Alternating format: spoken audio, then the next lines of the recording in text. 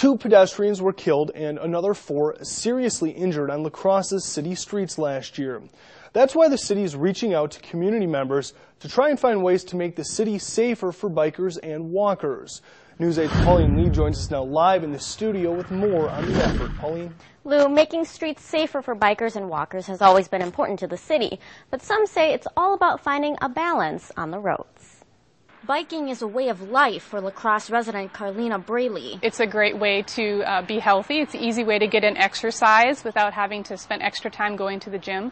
It's also less expensive. But sometimes I have not got into an accident, but I feel that I've nearly been hit about half a dozen times. Running errands and going to and from work and school can be a little rough. Downtown is very scary to bike downtown because bikes can't be on the sidewalk and they shouldn't be on the sidewalk, but there's really not a bike lane, and cars are not used to sharing the lane, that limited space with bicycles. And La Crosse County Bike and Pedestrian Coordinator Jack Zabrowski says that's not the only thing worrying bikers. Well, I think just trying to get across, figure out some way. I'm still trying to figure out some way to get people to be able to cross Losey Boulevard safely. It's a difficult part. West Avenue, for example, we had some accidents there this last year. About 30 bike enthusiasts shared their concerns at today's La Crosse Bicycle and Pedestrian Plan Workshop. While many say La Crosse is a pretty bike and pedestrian friendly city already, there's always room for improvement. Right now it's kind of disjointed, so yeah, we have a lot of different bike trails and bike lanes, but we want to try to, through this planning process, pull all that together. And city planner Larry Kirch says some of those improvements may mean making some room on the roads. Like on Monitor Street, there's some discussion, or even on Clinton Street here, of going from 4 lanes to 3 lanes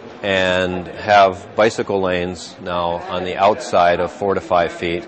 Then you still have a center turn lane so people can make those left turns, but the traffic volumes never really warranted a 4-lane road to begin with. But for Braley, making La Crosse a more bicycle and pedestrian friendly city starts with good communication. Cars and bicycles, that's always an issue. They don't always get along, those two communities, and it's possible for us all to be safe and on the road together.